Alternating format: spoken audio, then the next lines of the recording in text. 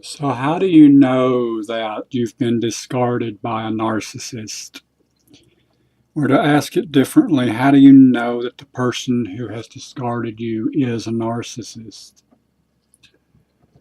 The thing about being discarded by a narcissist is it's abrupt. You don't see it coming. So if you had known what to look for, you may have been able to see it coming. But in general, your first time around with these people, you don't see it coming. Now, what do I mean by you could have maybe seen it coming? So be thinking back here. Um, it's like a boxer getting ready to hit the opponent. They have to back away from the opponent a certain degree to get their range, and then that's when they land the punch. So they have to put a little space between you and them. Did the narcissist put space between you and them? Did they come up with some excuse about why they couldn't answer your email, your text messages, your phone calls? Did they say the laptop needed to be worked on? Did they say that their phone was lost? That their phone was canceled? That they had to, get a new service going? Was there something that put you were together a lot, but was there some event that put space between you? Maybe they had to go see with their relative in another state or something, because a narcissist will do that. They'll put space between you before they attack you for the last time. Did that happen to you? Okay, so maybe that's one way to look at it. Now, so was it abrupt? If it was abrupt, you were probably discarded by a narcissist. Okay, was the discard your fault? If it was all your fault for being discarded, you've probably been discarded by a narcissist. The narcissist doesn't, if the narcissist has an issue with you or something you say or do, they won't bring it up at the time. Please understand that they save that for the devaluation period. So now they're bringing up all these issues you never even knew they were issues. And these are small issues, of course, blown out of proportion, that they're blowing out of proportion to make you look like the cause for the breakup. But they're coming up with these little things, these little excuses that don't mean anything, about how maybe you hurt them or criticized them. And you know that normal people wouldn't be bothered by something like that. So here comes the excuses. It's all your fault. The devaluation is abrupt, and once the devaluation and the discard happens, it's next to impossible to hear from them again, unless it's, of course, to blame you even more. So then they turn you into a ghost, something called ghosting. It means that you may as well not even exist, because they never answer your emails, text messages, phone calls, and that's it. Okay? So there's a certain sequence of events. This is very basic stuff, by the way, that I'm discussing today. If any of that sounds familiar to you, then you were discarded, and you were discarded by a narcissist. The more that I study this phenomenon of the twin flame, and the twin flame separation and the twin flame runner, the more convinced I become that this phenomenon is how empaths view what in reality is narcissistic abuse. The union together, the mirroring of the soul, the perfect love, and the sudden rupture and separation, followed by that awful, awful narcissistic treatment called ghosting, which is a way that the narcissist murders you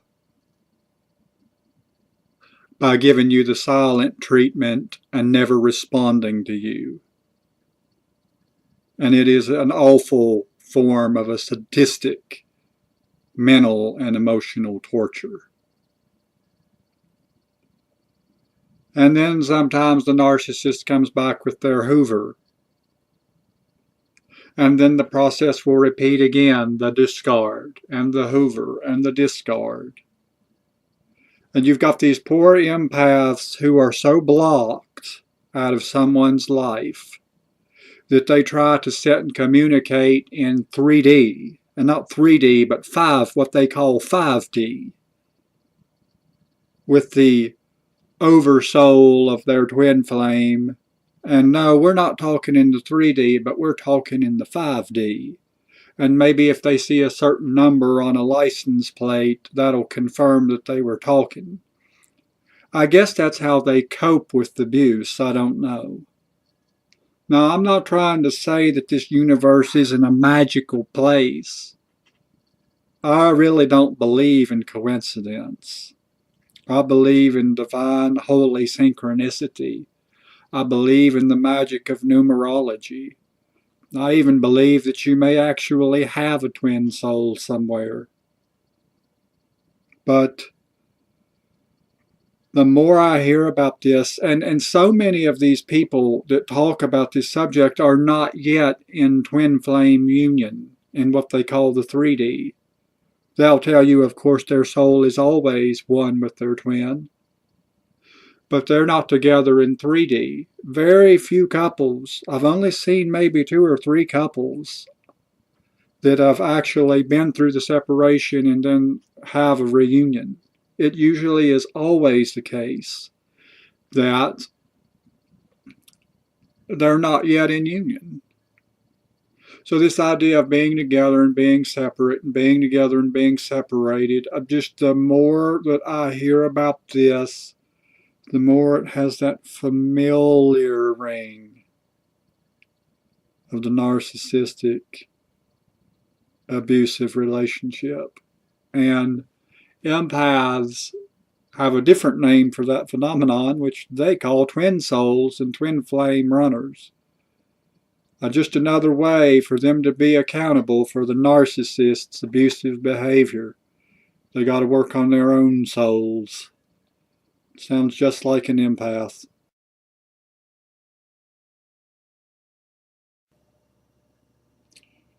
Narcissists will use your mammalian traits against you. And the way that they do that is, though they themselves don't understand these traits that want closeness and intimacy and warmth and belonging, they don't understand those traits, but they know that you need those traits, and that's the very traits they will use against you. And that's why you get all of the fake intimacy and all of the fake closeness and the fake belonging and fake love and warmth and affection from them. But they themselves, their brains are wired more like reptiles. And so the mammalian parts of the brain, such as the prefrontal cortex and such, are not operating the same way. So they're left with the more primitive reptilian part of the brain, where apparently they don't need the same kind of mammalian traits that a normal human being needs. And of course, the prerequisite for being human is to be a mammal.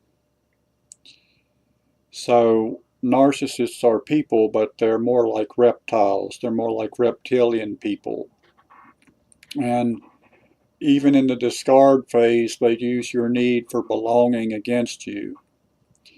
The kind of relationship that the narcissist wants with you ultimately is a relationship with no touching. A relationship that doesn't have the same affection that 2 mammals together would have. When you come to realize this, you can understand that they cannot give any affection or warmth or true relationship to anyone else, and that includes you. So it's really a lost cause that they could ever have a relationship that's not reptilian in nature. So always remember, and this is an interesting thing, and I don't think anyone's really pointed it out, all of the traits that they fake and use against us are the traits of mammals, which they themselves do not understand, but know they can use against you. They can never have that relationship with another person, and they can never have it with you, the one that you need as a warm-blooded human mammal. So today I want to have a real conversation with you about why you were attracted to the narcissist. You were attracted to the narcissist emotionally. You were more emotionally attracted to the narcissist than you were physically attracted to the narcissist. You can be physically attracted to many different women, to many different men, every day, all the time. Walking down the street, the physical attraction is not difficult to feel. The attraction that you feel for the narcissist is emotional. Now, we're going to set aside their love bombing and the fact that they've noticed you when few other people seem to notice you for whatever reason. We're going to set that aside and talk about why were you attracted to the narcissist. You're attracted to the narcissist emotionally because you were attracted to their vulnerability. You knew they were damaged. You knew they were vulnerable. You're attracted to childlike vulnerability. Even if this person's 30 years old, they're your pet project, and you're going to fix them and be Mr. or Mrs. Fix-It and think that you're going to be loved in return. And because they were so broken and vulnerable, they owe it to you to stay with you, and the vulnerability means security for you because you're afraid of someone cheating on you. Yeah. You want to have the security that comes from, I'm the only person that's willing to stay with this person and try to fix them. And once I fix them, they're going to be in debt to me to stay with me, and I'm going to fix them, and we're going to live happily ever after. You don't know that you're with a narcissist. You don't know that you're with an energy vampire. You don't know that you're with someone who's going to take and take and take and can never be fixed. You can make them your project. You can feel all mushy emotionally inside when you think about how vulnerable they are and think you're going to fix them. And that makes you feel good to think that you can love someone who's vulnerable and fix them. But it was your pet project. It was your project that you thought you were going to fix, and they were going to love you in return. You thought their vulnerability was your security.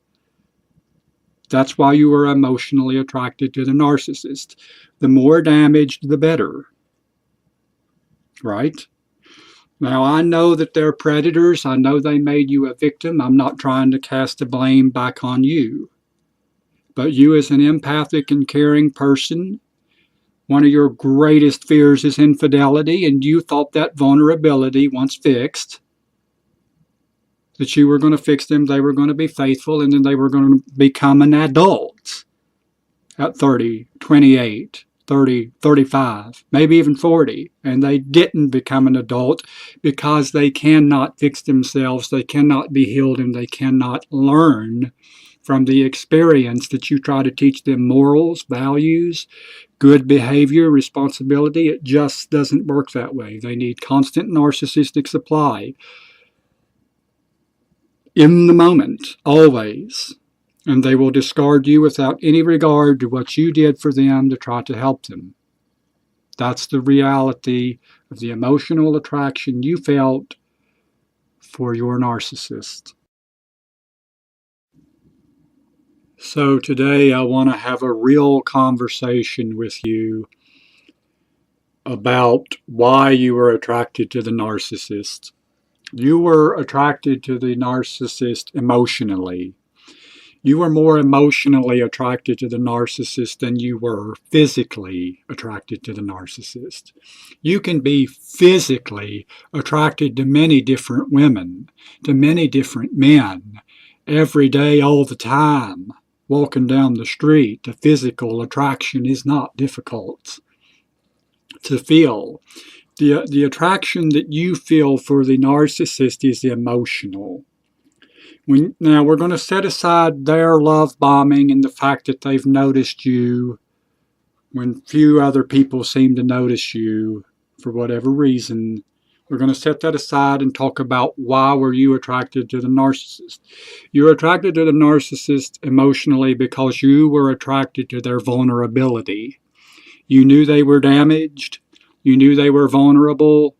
You're attracted to childlike vulnerability. Even if this person's 30 years old, they're your pet project, and you're going to fix them and be Mr. or Mrs. Fix-It and think that you're going to be loved in return. And because they were so broken and vulnerable, they owe it to you to stay with you, and the vulnerability means security for you because you're afraid of someone cheating on you. Yeah. You want to have the security that comes from, I'm the only person that's willing to stay with this person and try to fix them. And once I fix them, they're going to be in debt to me to stay with me, and I'm going to fix them, and we're going to live happily ever after. You don't know that you're with a narcissist. You don't know that you're with an energy vampire. You don't know that you're with someone who's going to take and take and take and can never be fixed. You can make them your project. You can feel all mushy emotionally inside when you think about how vulnerable they are and think you're going to fix them. And that makes you feel good to think that you can love someone who's vulnerable and fix them. But it was your pet project. It was your project that you thought you were going to fix, and they were going to love you in return. You thought their vulnerability was your security.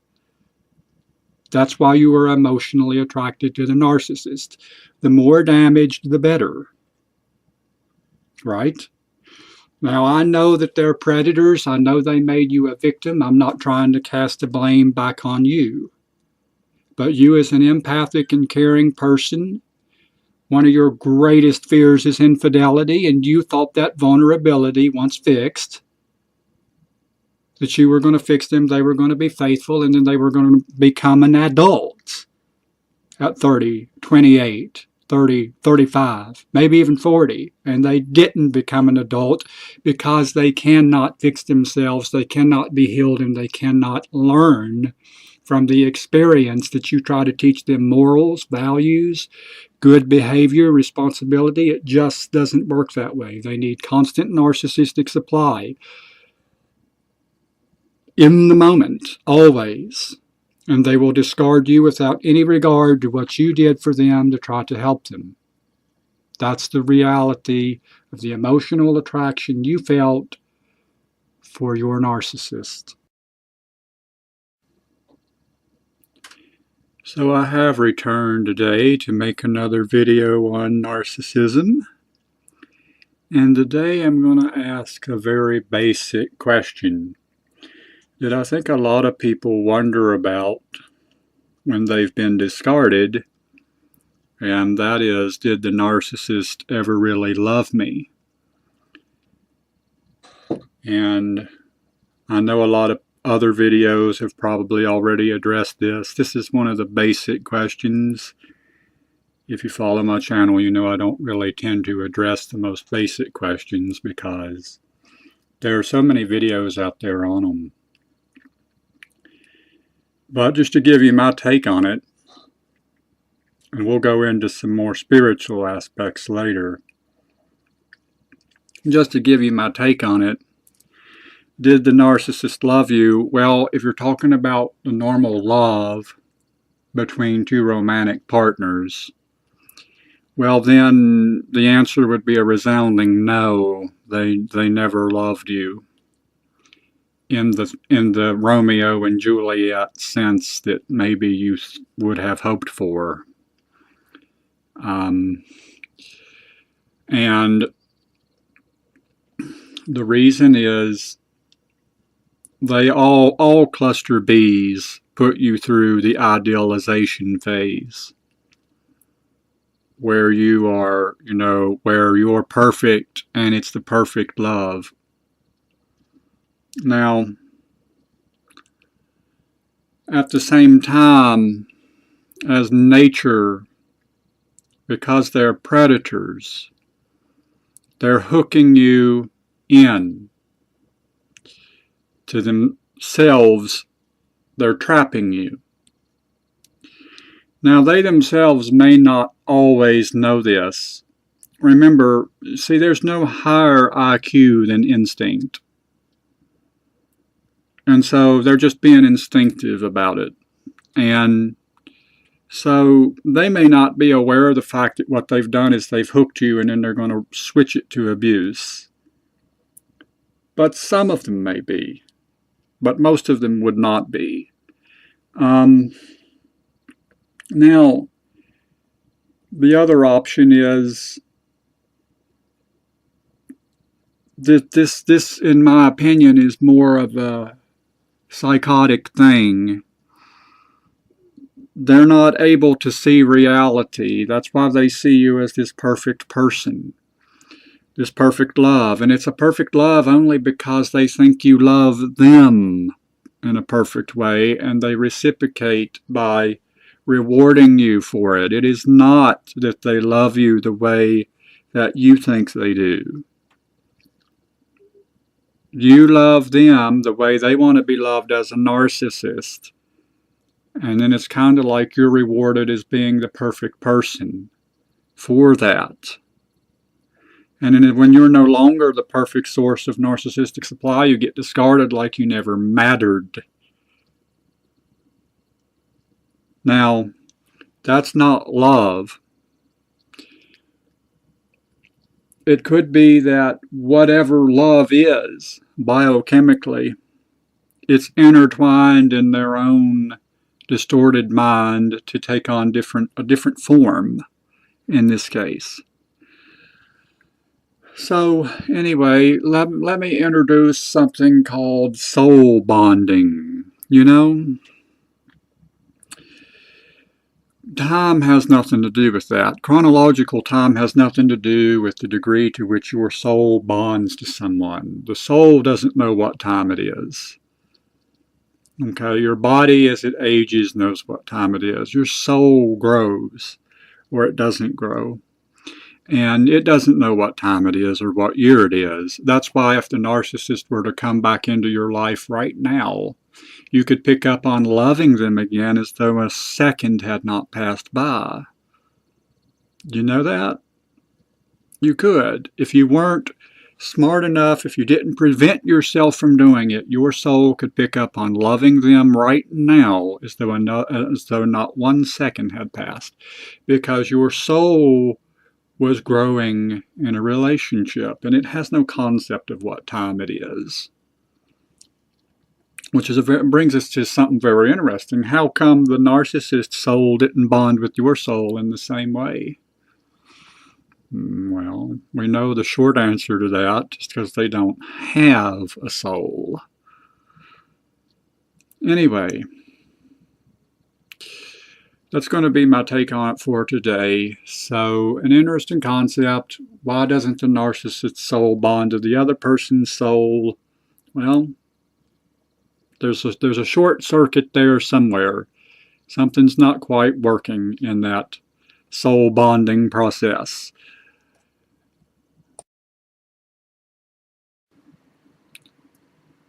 Why were you vulnerable to the narcissist?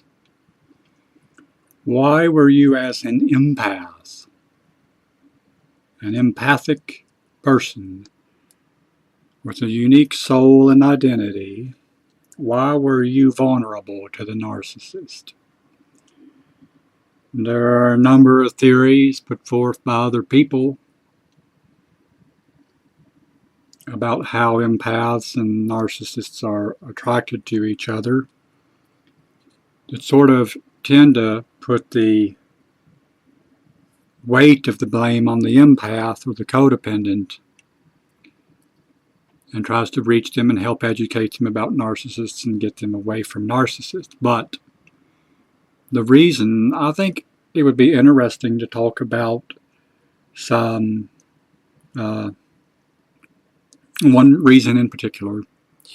And the reason that you were vulnerable to the narcissist is Simple. The reason is because you didn't have anyone else. Yeah, you did not have anyone else. And we've talked about this before. You know, normal people, I don't know if they're not as connected to their core self or their soul or their mind, or if they're not as empathic, but the empath has a hard time connecting to normal people. And because the narcissist seems to be interested in the empath for other reasons like narcissistic supply, this tricks and fools the empath into thinking someone finally can see beauty in them, someone finally wants to be with them, but that's not the case, because then you're discarded. The narcissist knows you're vulnerable to being discarded because, why? You don't have anyone else. Stop for a moment and think about all the narcissists you've been with, or the narcissist you were with for a year or two or three. If you weren't with them, who would you have been with? The answer is you would not have had anybody. I know that this is tough. I know it is. But you got to start looking at, our empaths deliberately kept separate from each other so that they cannot connect with each other, and a mass of so-called normal people and narcissists who prey upon them. Why were you vulnerable to the narcissist? Yes, there are many, many reasons why. Well, the main reason, perhaps the main reason, is you simply did not have anybody else. It's difficult for the empath to connect to a normal person. You're going to have to start connecting to each other if they want the depth and the substance that they want to have in life. So, here's the empath, here's the vampire. Okay, so by vampire I mean energy vampire, narcissist, any of the cluster B type variety that has to feed on other people to survive. Vampires don't tend to feed on each other, though they could, but the narcissist feeds on the empath and the normal people. Of course, they prefer to feed on the empathic people. Well, the narcissist, they say, is 1% of the population. If you count all cluster Bs, it's something like 15%. I myself believe that number is much higher. There may be more energy vampires than there are empaths. Okay? So, but what we can agree upon is that the majority of people are here. That's the majority of people, the normal people. Okay, so normal people, they're the most people, right? So how is it that these two people don't get together, and these two people do get together, whenever this is the vast majority of people? Okay, there's something wrong with that picture.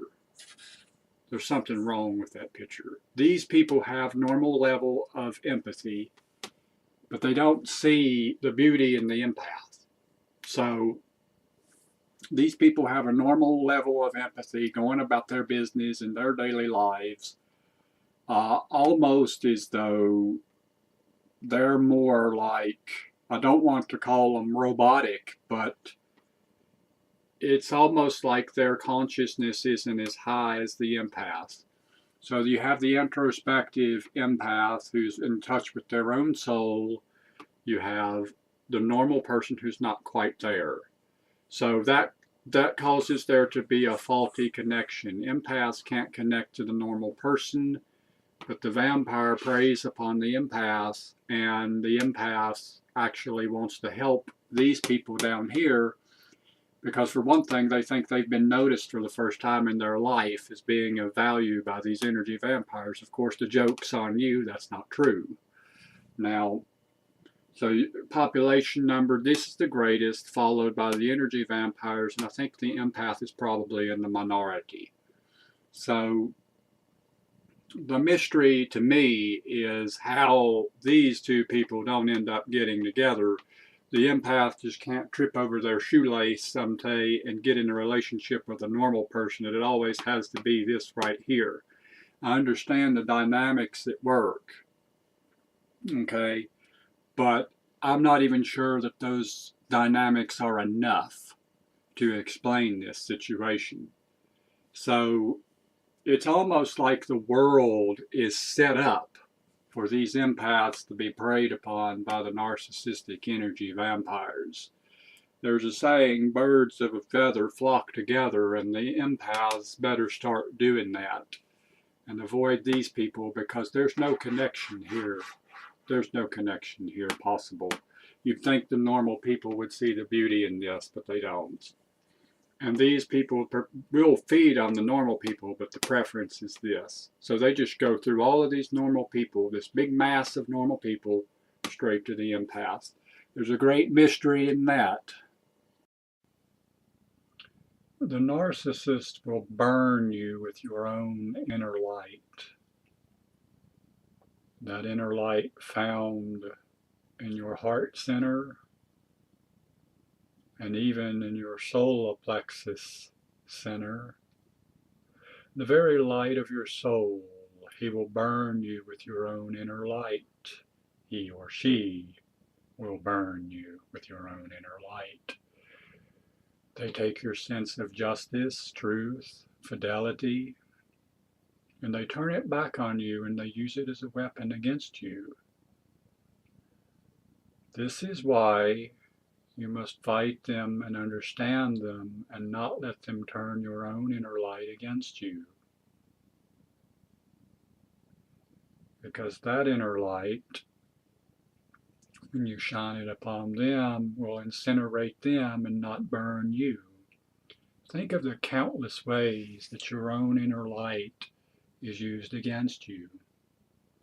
Rather it's getting money to help some people or some pets, some animal shelter, some anything, and then they use that money for themselves. How your compassion is turned against you. How your sense of social justice is turned against you and used against you to destabilize society. Think of all the ways that you're burned with your inner light. Stop allowing the narcissist to burn you with your own inner light, and instead burn the narcissist with the light of truth, the light of justice, the light of peace and calm, which narcissists hate, by the way. When you burn them with the light that you have, and they will be exposed, and they can no longer use your own inner light as a weapon against you. The covert narcissist is the most dangerous narcissist because for two reasons. But first, let me give you a little background. I myself was involved with a narcissist for over a year. A woman that was probably perhaps borderline, but also a narcissist. And I was with her for 13 months.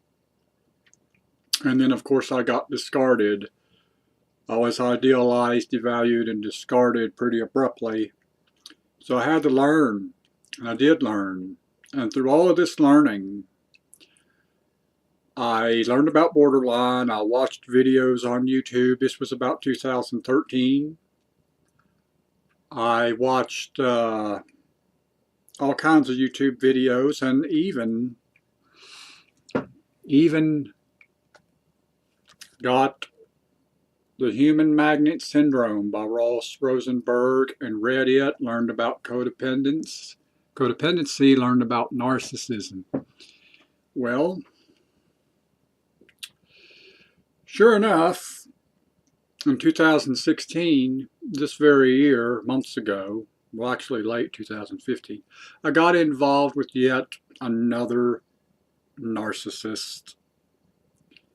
After all that I had studied, all that I had read, how did it happen? She was a covert narcissist. Covert, meaning hidden narcissist. Covert narcissists can come across as being very caring, sensitive, empathic, even codependent-like people.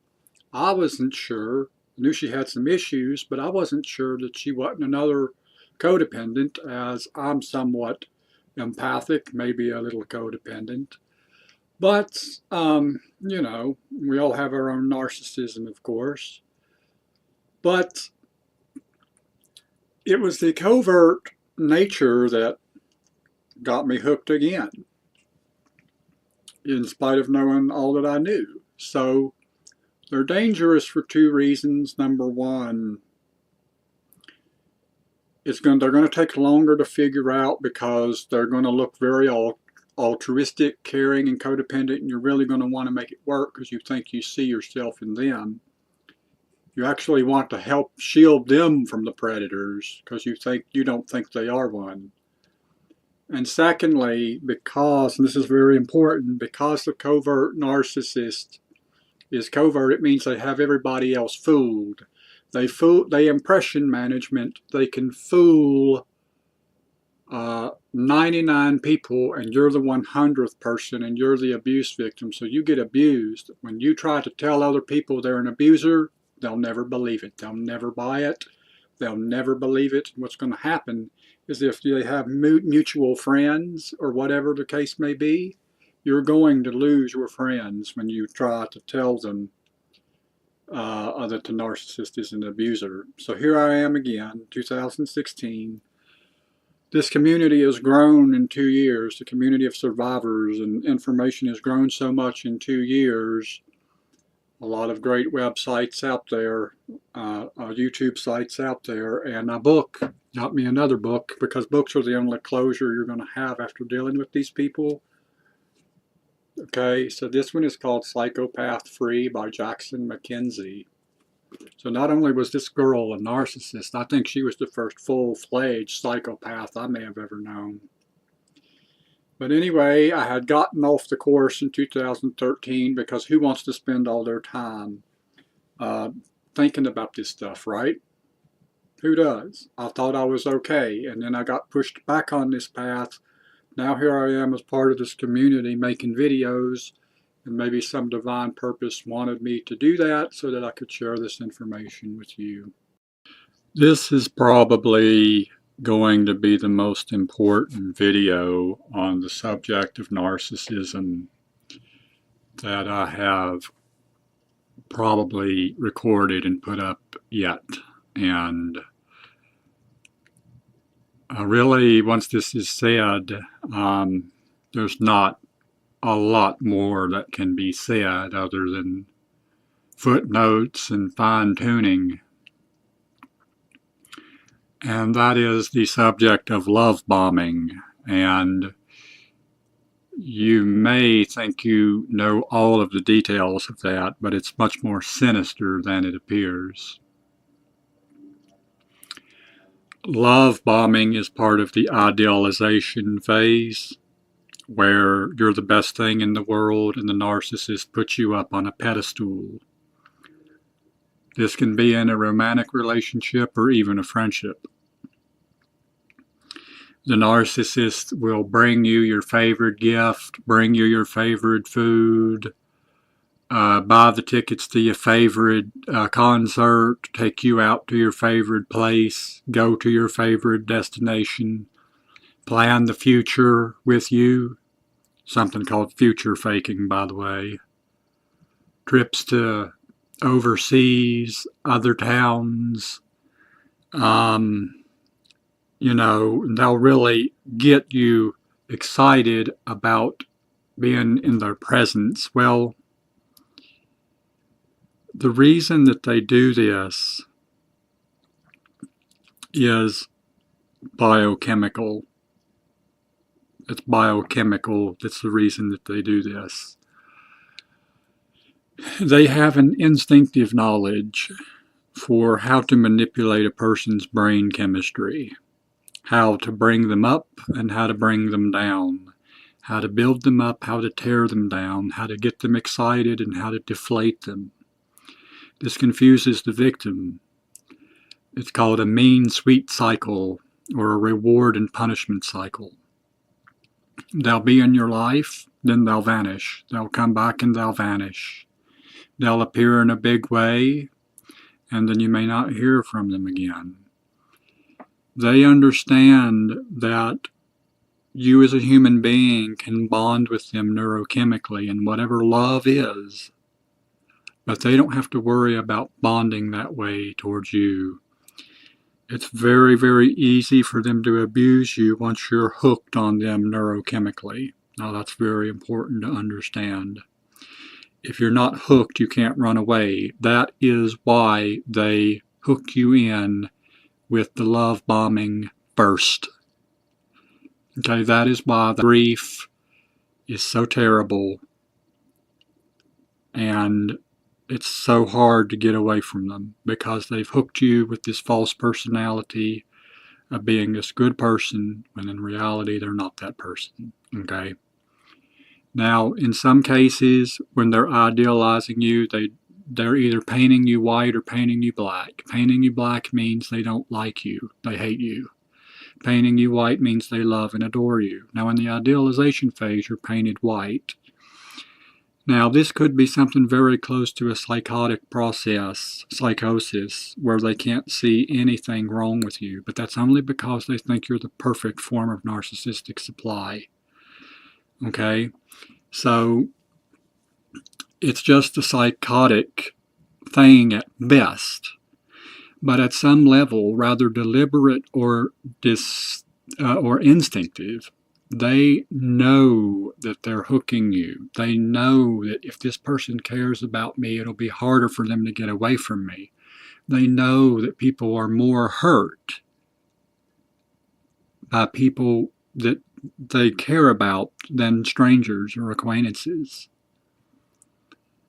And then when that idealization phase is over and they deliberately, rather through instinct or conscious or not, start devaluing you, or they paint you black or whatever, it's like a personality. It's like a different personality. They just switch over to a different personality. Okay, so this love bombing is sinister, it's insidious, it's wicked, it's evil to hook someone neurochemically only to abuse them. That is what has happened to you, and that is why this has been so hard for you.